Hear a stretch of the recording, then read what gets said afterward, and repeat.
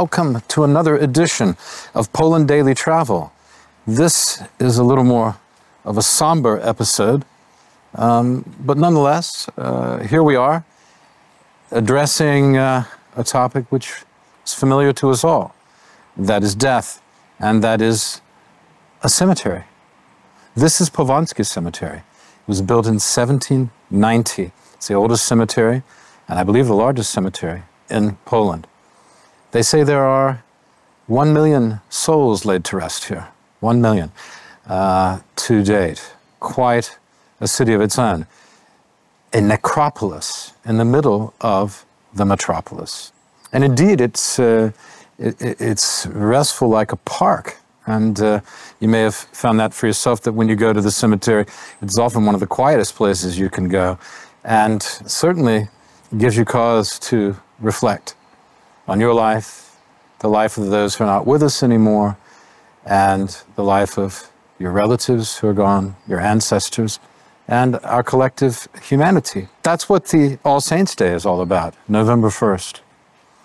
If you're not Catholic, you may not know about what All Saints' Day represents, but it's a day to celebrate, obviously, the existence and recognition of all the different saints in the Catholic Church. And as I was saying before, it's a day to remember all of the dead.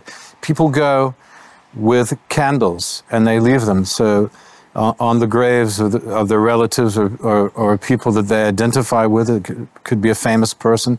I go every year when I'm in Warsaw, if I am in Warsaw, to put candles by the graves of a couple of my friends at least, and take a moment to reflect on them and our relationship, and that they're not here anymore. At any rate, you will find the whole city is shut down on this day, and all the public transport is given over for free to giving people access, travel access, and so they can go to the various cemeteries, of which there are a number. We have not only Powązki, the oldest cemetery, there is also next to this, adjacent to this, an incredibly beautiful Jewish cemetery. And then there's the small Tartar cemetery as well, not far, just around the corner. Gravestone, this, well, it's almost a monument to Prince Lubomirski, who lived from 1786 to 1870. Lubomirski, well, this is a name to reckon with in the history of Poland, and particularly in the history of this cemetery, because in the same year, 1770, that this cemetery was being created on a couple of hectares. It's now close to 30 hectares. There were great fears of infection and plague and sickness that no one understood, that attacked secretly and silently and killed waves of people. At any rate, just to the outside of this cemetery, the Lubomirski family, perhaps his father, I'm not sure, the Grand Marshal Lubomirski of the time, 1770, ordered embankments, what they called embankments, to be built, which were basically fortifications, I suppose, raised earthworks to protect the city, surround the city, both on both sides of the Vistula, to stop and control people coming into the city and see if they were ill. Does any of this sound familiar? I wonder if it does, because it sounds very familiar to me.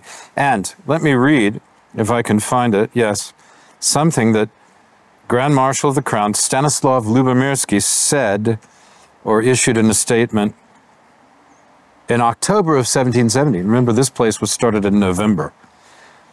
The plague is spreading in the countries of the Commonwealth and counties, so that even distant, unsafe places can reach what's happening in those I'm translating, happens in those distant, unsafe places can reach and cause misfortune in the capital. Therefore, these citizens are willing to rescue as much as, wishing to rescue the citizens as much as possible from my Grand Marshal's office, and thinking of their protection as much as possible.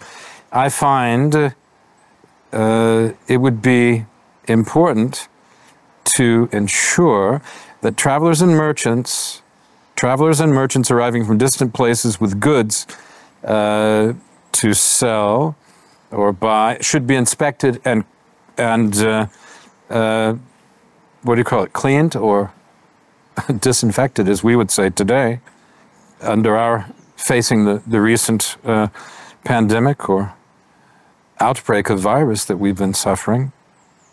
Anyway, suspected people would be quarantined, another word very familiar, in order to protect the general welfare of the citizens. So nothing's new, folks. And this cemetery was part, one would think, of a desire to